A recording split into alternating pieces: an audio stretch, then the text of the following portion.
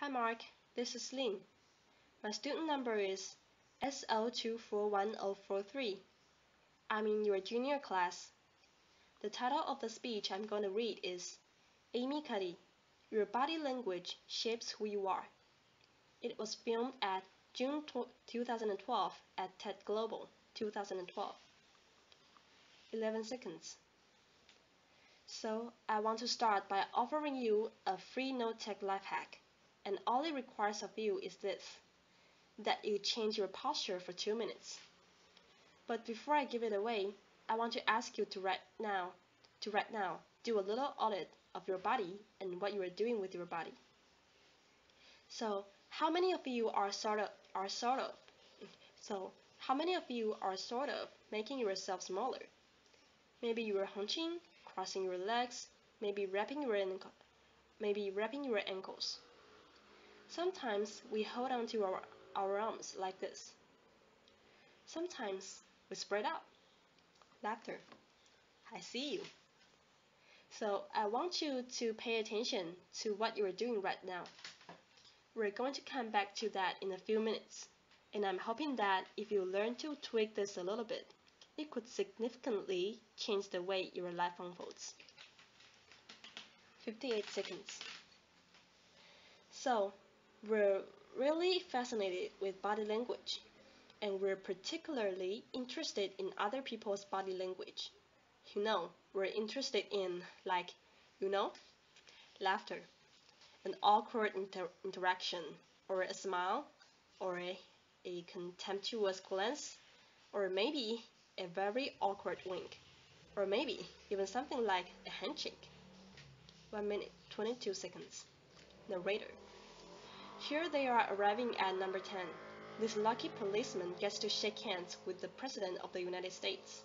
Here comes the Prime Minister. No. Laughter. Applause. 1 minute. 35 seconds. Laughter. Applause. 1 minute. 38 seconds. Amy Cuddy. So a handshake, or the lack of a handshake, can have us talking for weeks and weeks and weeks.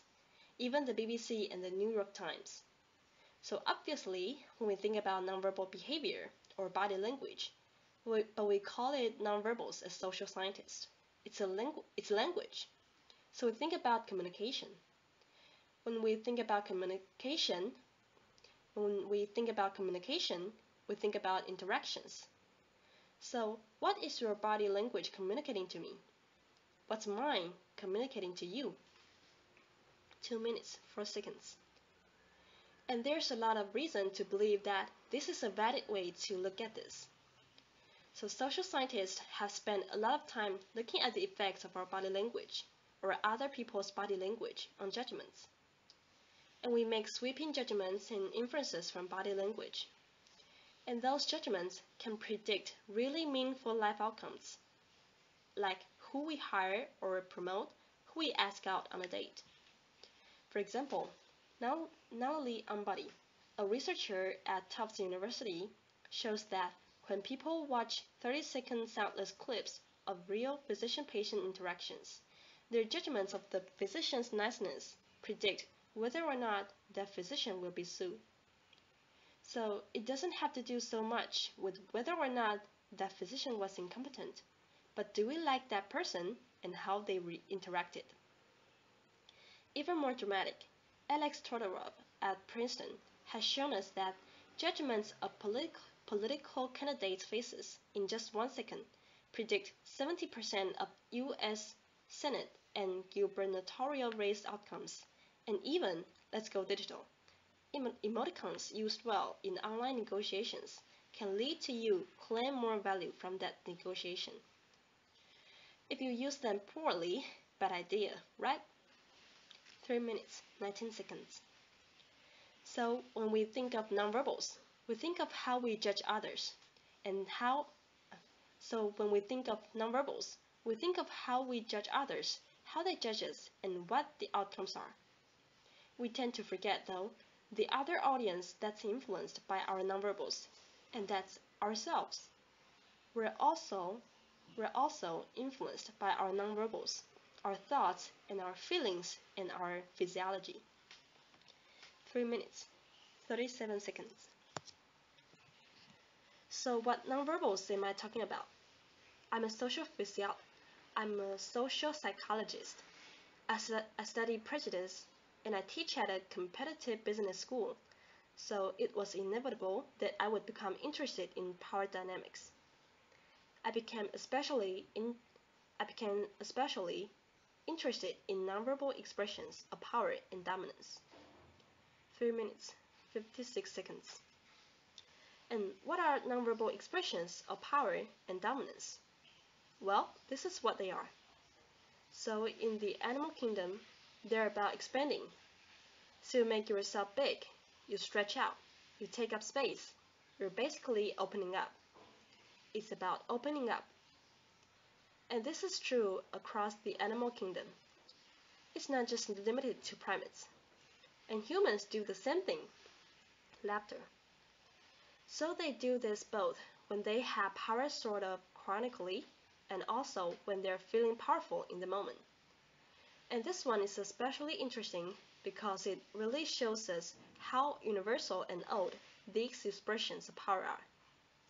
This expression, which is known as pride, Jessica Tracy has studied. She shows that people who are born with sight and people who are congenitally blind do this when they win at a physical competition. So when they cross the finish line and they've won, it doesn't matter if they've never seen anyone do it. They do it and do this. They do this. So the arms up in the V, the chin is slightly lifted.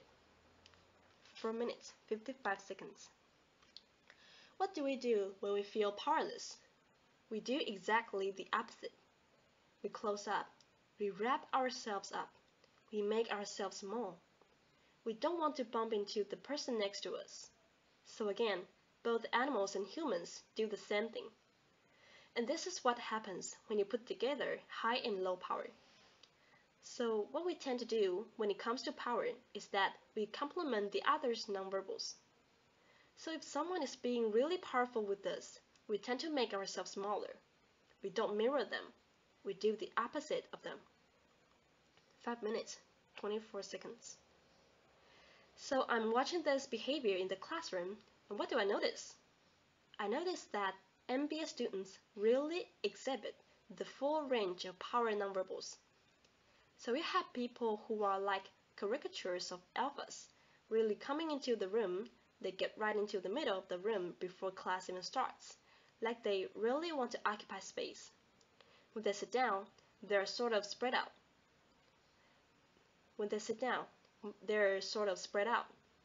They raise their hands like this. You have other people who are virtually collapsing when they come in. As soon as they come in, you see it. You see it on their faces and their bodies. And they sit in their chair and they make themselves tiny. And they go like this when they raise their hand. 6 minutes, 3 seconds. I noticed a couple of things about this. One, you're not going to be surprised. It seems to be related to gender. So women are much more likely to do this kind of thing than men. Women feel chronically less powerful than men, so this is not surprising. 6 minutes, 19 seconds. But the other thing I noticed is that it also seemed to be related to the extent to which the students were participating and how well they were participating. And this is really important in the MBA classroom because participation counts for half the grade. 6 minutes, 33 seconds. So business schools have been struggling with this gender grade gap. You get these equally qualified women and men. Coming in, and then you get these differences in grades. And it seems to be partly attributable to participation. So I started to wonder, okay, so we have these people coming in like this, and they're participating. Is it possible that we could get people to fake it, and would it lead them to participate more? 6 minutes, 57 seconds. So my main collaborator, Dana Carney, who's at Berkeley, and I really wanted to know, can you fake it till you make it? Like, can you do this just for a little while and actually experience a behavioral outcome that makes you seem more powerful? So we know that our nonverbals govern how other people think and feel about us. There's a lot of evidence. But our question really was, do our nonverbals govern how we think and feel about ourselves? 7 minutes, 24 seconds.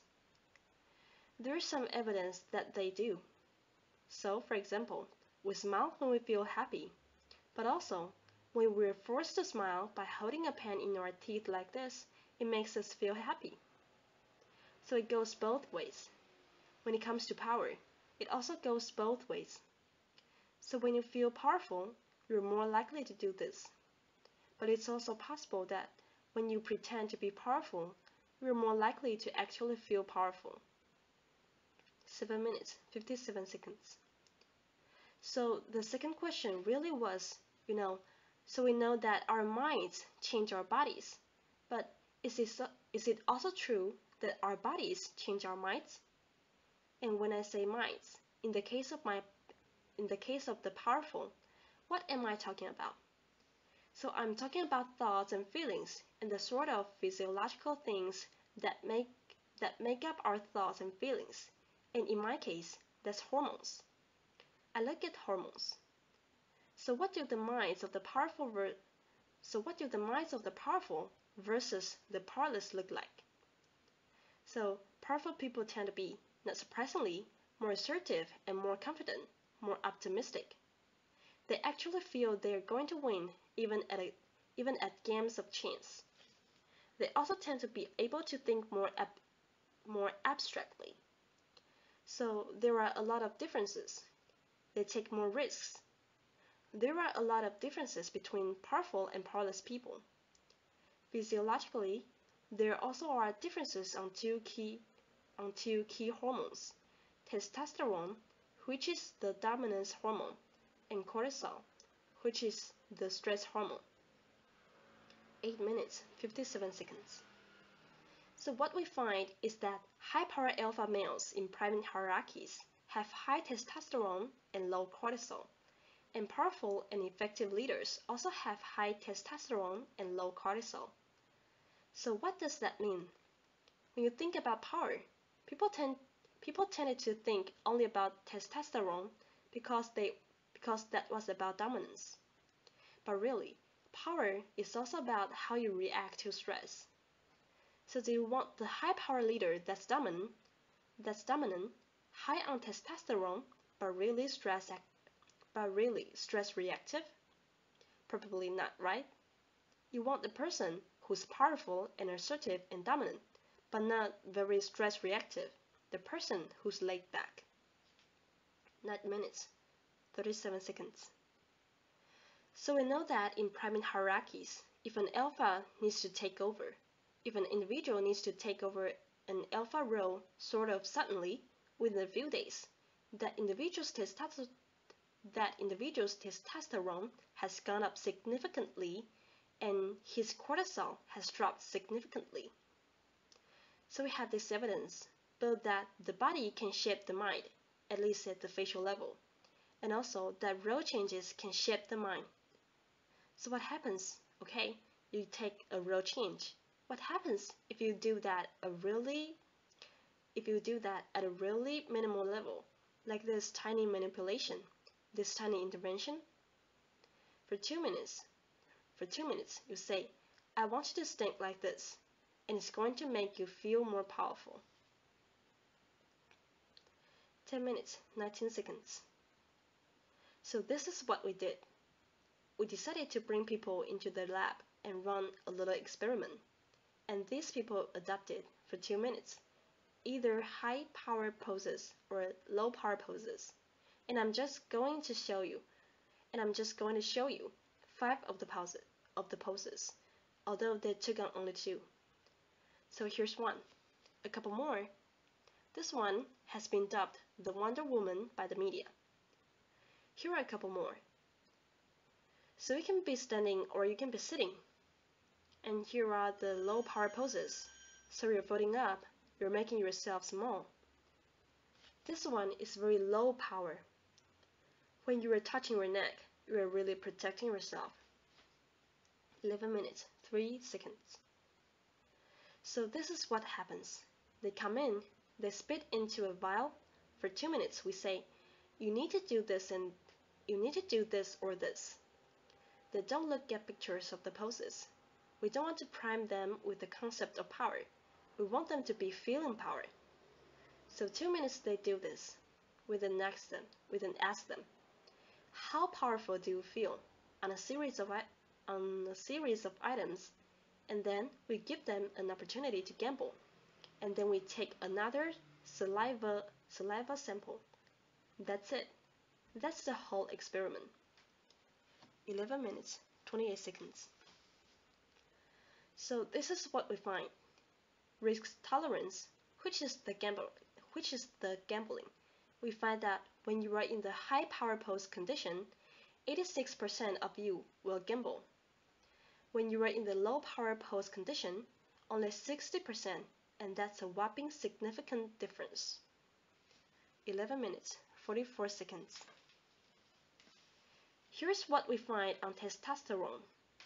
From their baseline when they come in, high power people experience about a 20% increase, and low power people experience about a 10% decrease. So again, 2 minutes, and you get these changes. Here's what you get on cortisol. High power people experience about a 25% decrease, and the low power people experience about a 15% increase. So 2 minutes lead to these hormonal changes that configure your brain to basically be either assertive, confident and comfortable, or really stress reactive and feeling sort of shut down. And we've all had the feeling, right? So it seems that our nonverbals do govern how we think and feel about ourselves. So it's not just others, but it's also ourselves. Also, our bodies change our minds. 12 minutes, 36 seconds. But the next question, of course, is, can power posing for a few minutes really change your life in meaningful ways? This isn't the lab, it's this little task. It's just a couple of minutes. Where can you actually apply this? Which we cared about, of course. And so we think where you want to use this is evaluative situations, like social threat situations. Where are you being evaluated either by your friends? For teenagers, it's at the lunchroom table. For some people, it's speaking at a school board meeting. It might be giving a pitch or giving a talk like this, or doing a job interview. We decided that the one that most people could relate to, because most people had been through, was the job interview. 13 minutes, 21 seconds. So we published these findings, and the media are all over it, and they say, okay, so this is what you do when you go in for the job interview, right? 13 minutes, 29 seconds. Laughter. 13 minutes, 30 seconds. So we were of course horrified and said, oh my god, no, that's not what we meant at all. For numerous reasons, no, don't do that. Again, this is not about you talking to other people. It's you talking to yourself. What do you do before you go into a job interview? You do this. You're sitting down. You're looking at your iPhone or your Android, not trying to leave anyone out. You're looking at your notes. You're hunching up, making yourself small, when really what you should be doing maybe is this, like in the bathroom, right? Do that. 5 2 minutes. So that's what we want to test, okay? So we bring people into a lab, and they do either high or low power poses again. They go through a very stressful job interview. It's 5 minutes long. They're being recorded. They're being judged also. and the judges are trained to give no nonverbal feedback, so they look like this. Imagine this is the person interviewing you. So for 5 minutes, nothing, and this is worse than being heckled. People hate this. It's what Maria LaFrance calls standing in social quicksand. So this really spikes your cortisol. So this is the job interview we put them through because we really wanted to see what happened. We then have these coders look at these tapes for them. They're blind to the hypothesis, they're blind to the conditions. They have no idea who's been posing in what pose, and they end up looking at these sets of tapes, and they say, we want to hire these people, all the high-power posers. We don't want to hire these people. We also evaluate these people much more positively overall. But what's driving it? It's not about the content of the speech. It's about the presence that they're bringing to the speech. Because we read them on all these variables related to competence, like how well structured is the speech, how good is it, what are their qualifications? No effect on those things. This is what it affected. These kinds of things. People are bringing their true selves, basically. They're bringing themselves. They bring their ideas, but it's themselves with no, residue over them. So this is what's driving the effect, or mediating the effect. 15 minutes, 35 seconds. So when I tell people about this, that our bodies change our minds, and our minds can change our behavior, and our behavior can change our outcomes, they say to me, it feels fake, right? So I said, fake it till you make it. It's not me. I don't want to get there. I don't want to get there and then still feel like a fraud. I don't want to feel like an imposter. I don't want to get there only to feel like I'm not supposed to be here. And that really resonated with me because I want to tell you a little story about being an imposter and feeling like I'm not supposed to be here. 16 minutes, 6 seconds. When I was 19, I was in a really bad car accident. I was thrown out of a car, rode several times. I was thrown from the car, and I woke up in a head injury rehab ward. And I had been withdrawn from college, and I learned that my IQ had dropped by 2 standard deviations, which was very traumatic. I knew my IQ because I had identified with being smart, and I had been called gifted as a child. So I'm taken out of college. I keep trying to go back.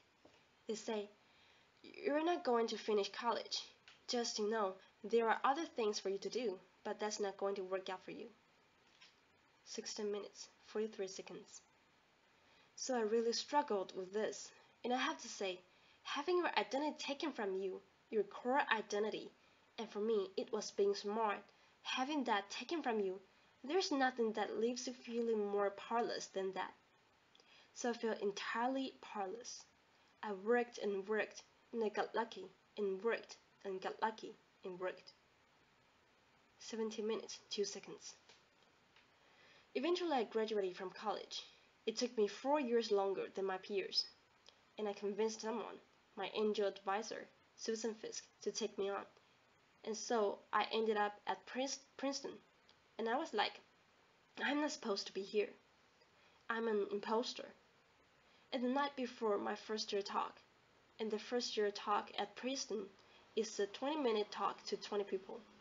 That's it. I was so afraid of being found out the next day that I called her and said, I'm quitting. She was like, you're not quitting because I took a gamble on you and you're staying. You're going to stay, and this is what you're going to do. You're going to fake it.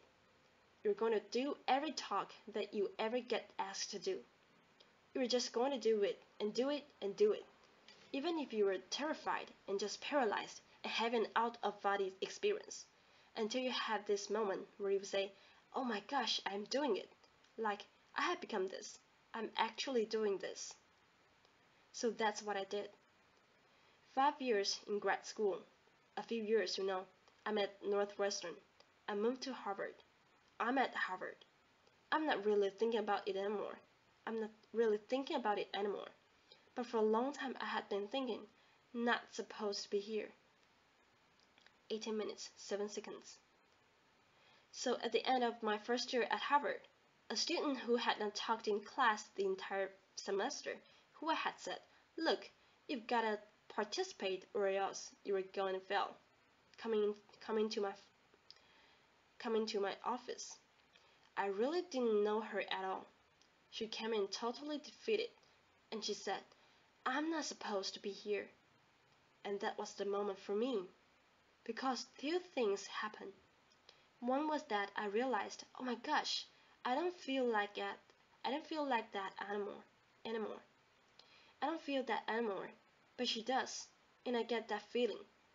And the second was, she is supposed to be here. Like, she can fake it, she can become it. 18 minutes, 46 seconds. So I was like, yes, you are. You are supposed to be here. And tomorrow you are going to fake it. You are going to make yourself powerful. And 18 minutes, 54 seconds. Applause. 18 minutes, 59 seconds. And you are going to go into the classroom and you are going to give the best comment ever. And she gave the best comment ever. And people turned around and were like, oh my god, I didn't even notice her sitting there. Laughter. 19 minutes, 14 seconds. She comes back to me months later, and I realized that she had not just faked it till she made it. She had actually faked it till she became it. So she had changed. And so I want to say to you, don't fake it till you make it. Fake it till you become it. Do it enough until you actually become it and internalize. 19 minutes, 33 seconds. The last thing I'm going to leave you with is this. Tiny tweaks can lead to big changes. So this is 2 minutes. 2 minutes, 2 minutes, 2 minutes. Before you go into the next stressful evaluative situation, for 2 minutes, try doing this in the elevator, in a bathroom stall, at your desk, behind closed doors. That's what you want to do. Configure your brain to cope the best in that situation. Get your testosterone up. Get your cortisol down. Don't leave that situation feeling like, oh, I didn't show them who I am. Leave that situation feeling like, I really feel like I gotta say who I am and show who I am. 20 minutes, 10 seconds. So I want to ask you first, both to try power posing, and also I want to ask you to share the science, because this is simple. I don't have ego involved in this. Laughter. Give it away. Share it with people, because the people who can use it the most are the ones with no resources and no technology and no status and no power. Give it to them because they can do it in private. They need their bodies, privacy, and 2 minutes, and it can significantly change the outcomes of their life. 20 minutes, 41 seconds. Thank you. 20 minutes, 42 seconds. Applause.